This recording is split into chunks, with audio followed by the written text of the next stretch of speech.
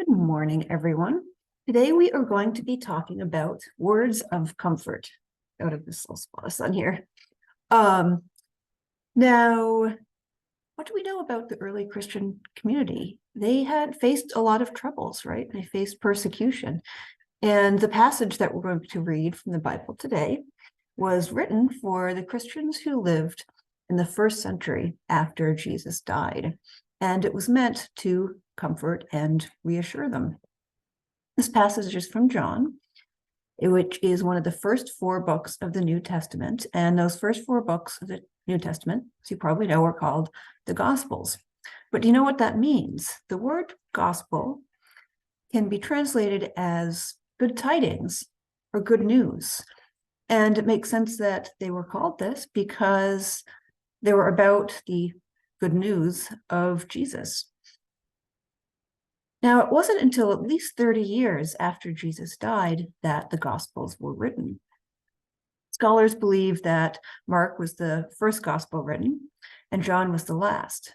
John's Gospels were probably written close to the end of the first century, or 50 to 60 years after Jesus died. So that's a pretty long time. But that's probably because at the time, theirs wasn't oral traditions and things weren't written down that often. And the apostles who lived with Jesus were there to tell the stories and answer questions. They were around themselves, so they didn't have to write the stories down because they could tell them, they could speak them. And many believed Jesus would return in their lifetime. But they did eventually write it down, and likely to preserve these stories for future generations and to write an official account of sorts of Jesus's life, to record eyewitness accounts before all the original followers of Jesus had died. So at the time of Stephen's death, the Christian community had a lot of troubles. Some apostles had been arrested and brought before the same court that had found Jesus guilty of blasphemy. Tensions were growing between Jesus's followers. And Christians were facing a lot of persecution. So the passage I'm going to read to you is John chapter 14, verses 15 through 21. And these are some of Jesus's words to his disciples the night before he was crucified. And they're written down years later as a part of this gospel. If you love me, you will keep my commandments. I will ask the Father, and he will send another companion who will be with you forever. This companion is the Spirit of truth, whom the world can't receive because it neither sees him nor recognizes him. You know him because he lives with you and will be with you. I won't leave you as orphans. I will come to you. Soon the world will no longer see me, but you will see me.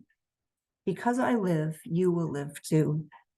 On that day, you will know that I am in my Father, you are in me, and I am in you. Whoever has my commandments and keeps them loves me. Whoever loves me will be loved by my Father, and I will love them and reveal myself to them. So Jesus promised his disciples that after he died, he would still be there with them. And think about how that could be really comforting during this time for the Christians living near the end of the first century, a time of growing persecution. He said, even though in body I may no longer be here, I will always be with you in spirit.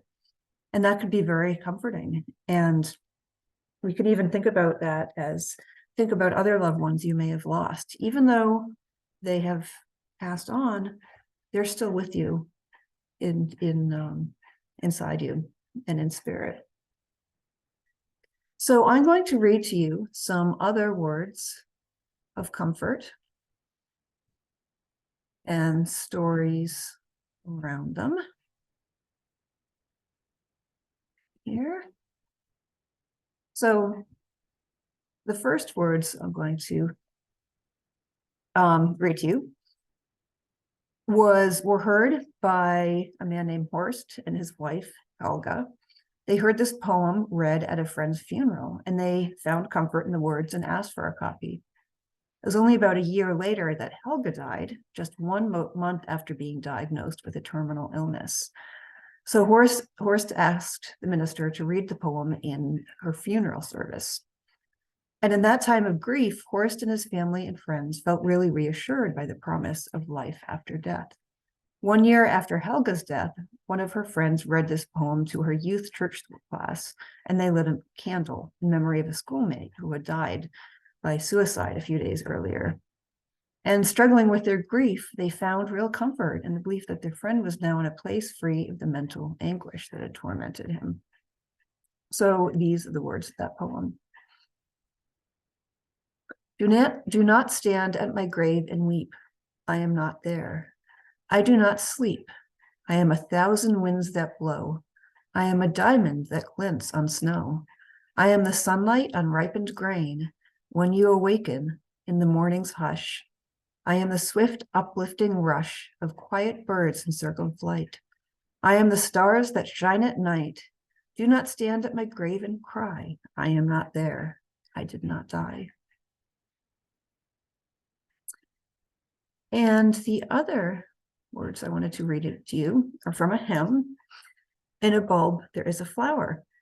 And I was really happy to come across the stories of the origin of this hymn because it's one of my favorites. And I've played it many times. I often during service, and I've often played as the prelude music, and we've sung it quite a number of times.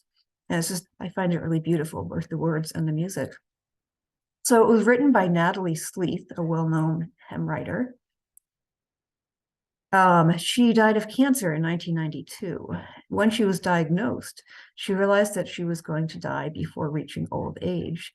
And she decided to write a hymn that might help her grandchildren understand her death and help them find some comfort, even though they'd really miss her.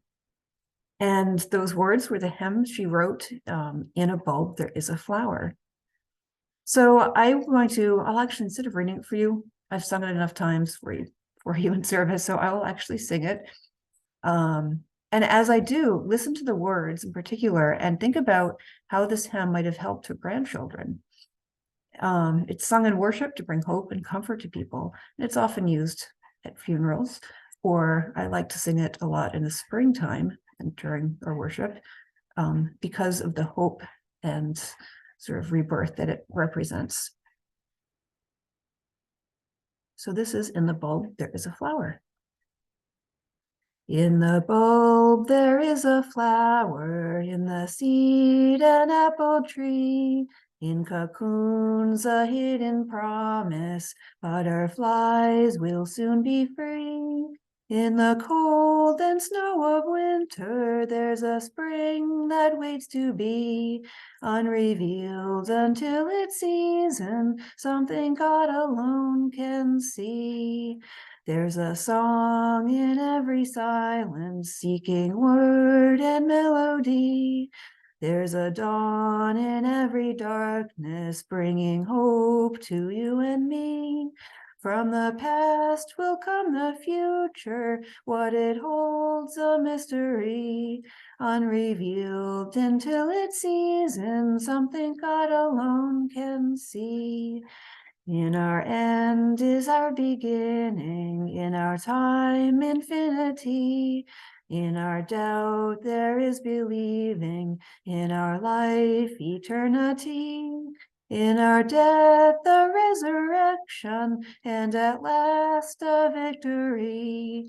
Unrevealed until its season, something God alone can see. So that's it for today. Have a great week. I'll see you next time.